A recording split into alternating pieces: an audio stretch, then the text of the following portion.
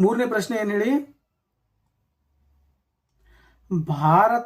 ಭಾರತವನ್ನು ಪ್ರತಿನಿಧಿಸಿದ ಗ್ರಾಹಕ ಸಂರಕ್ಷಣಾ ಕಾನೂನು ಮತ್ತು ನೀತಿಯ ಕುರಿತಾದಂತಹ ಸರ್ಕಾರಿ ತಜ್ಞರ ಗುಂಪಿನ ಅಧಿವೇಶನದಲ್ಲಿ ಅಧ್ಯಕ್ಷತೆಯನ್ನ ವಹಿಸಿರ್ತಕ್ಕಂಥವ್ರು ಯಾರು?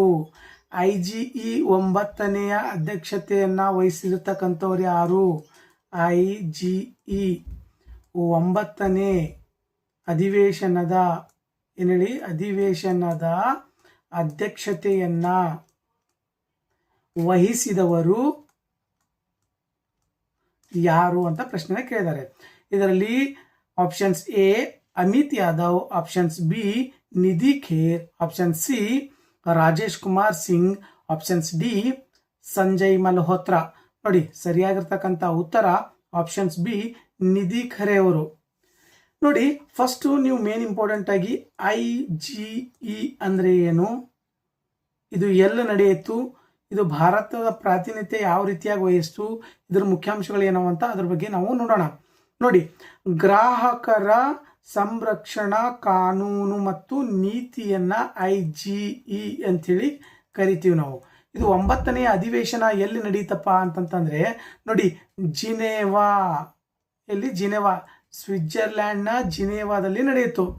ವಿಶ್ವಸಂಸ್ಥೆಯ ವ್ಯಾಪಾರ ಮತ್ತು ಅಭಿವೃದ್ಧಿ ಇದನ್ನ ಆಯೋಜನೆ ಮಾಡಿದೆ. ಯಾವ್ದು ಹೇಳಿ? IGEಯನ್ನ ಆಯೋಜನೆ ಮಾಡಿರ್ತಕ್ಕಂಥದ್ದು ಯಾವುದು? ವಿಶ್ವಸಂಸ್ಥೆಯ ವ್ಯಾಪಾರ ಮತ್ತು ಅಭಿವೃದ್ಧಿ ಇದನ್ನ ಆಯೋಜಿಸಿದೆ. ನೋಡಿ, ಭಾರತ ಇದರ ಪ್ರಾತಿನಿಧ್ಯವನ್ನ ಹೊಂದಿದೆ. ಹೆಂಗೆ? ಗ್ರಾಹಕ ವ್ಯವಹಾರಗಳ ಇಲಾಖೆಯ ಕಾರ್ಯದರ್ಶಿಯಾಗಿರ್ತಕ್ಕಂತಹ ನಿಧಿ ಖರೆ ಅವರು ಭಾರತದಿಂದ ಪ್ರತಿನಿಧಿಸಿ ಈ ಅಧಿವೇಶನದ ಅಧ್ಯಕ್ಷತೆಯನ್ನ ವಹಿಸ್ತಾರೆ. ಯಾರು? ನಿಧಿ ಖರೆ ಅವರು. ನೋಡಿ, ಭಾರತವು ರಾಷ್ಟ್ರೀಯ ಗ್ರಾಹಕರ ಸಹಾಯವಾಣಿ NCH, ಭಾರತ ರಾಷ್ಟ್ರೀಯ ಗ್ರಾಹಕರ ಸಹಾಯವಾಣಿ ಮತ್ತು AI ಸಕ್ರಿಯಗೊಳಿಸಿದ ಈ ಜಾಗೃತ ವೇದಿಕೆಯಂತಹ ತನ್ನ ಡಿಜಿಟಲ್ ಉಪಕ್ರಮಗಳನ್ನ ಇಲ್ಲಿ ಪ್ರದರ್ಶಿಸಿತ್ತು. ಎಲ್ಲಿ? ಭಾರತದ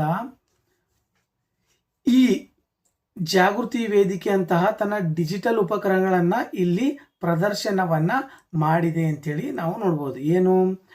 IGE 9ನೇ ಅಧಿವೇಶನದ ಅಧ್ಯಕ್ಷತೆಯನ್ನು ವಹಿಸಿದವರು ಯಾರು? ಭಾರತೀಯ ನಿಧಿ ಖರೆ ಅವರು. ನೋಡಿ, ಇದು ನಡೆದಿರ್ತಕ್ಕಂಥ ಸ್ಥಳ ಯಾವುದು? ಜಿನೇವಾ. ಎಲ್ಲಿ? ಇದು ಸ್ವಿಟ್ಜರ್ಲ್ಯಾಂಡ್ ಅಲ್ಲಿ ಬರ್ತದೆ. ಆಯೋಜನೆ ಮಾಡಿರ್ತಕ್ಕಂಥದ್ದು ವಿಶ್ವಸಂಸ್ಥೆಯ ವ್ಯಾಪಾರ ಮತ್ತು ಅಭಿವೃದ್ಧಿಯಪ್ಪ ಅಂತಂತಂದ್ರೆ ಇದನ್ನ ಆಯೋಜನೆ ಮಾಡಿದೆ. ಭಾರತದ ಪ್ರಾತಿನಿಧ್ಯತೆಯನ್ನ ಹೊಂದಿರತಕ್ಕಂಥ ನಿಧಿ ಖರೆ ಅವರು ಇದರ ಅಧ್ಯಕ್ಷರಾಗಿದ್ರು.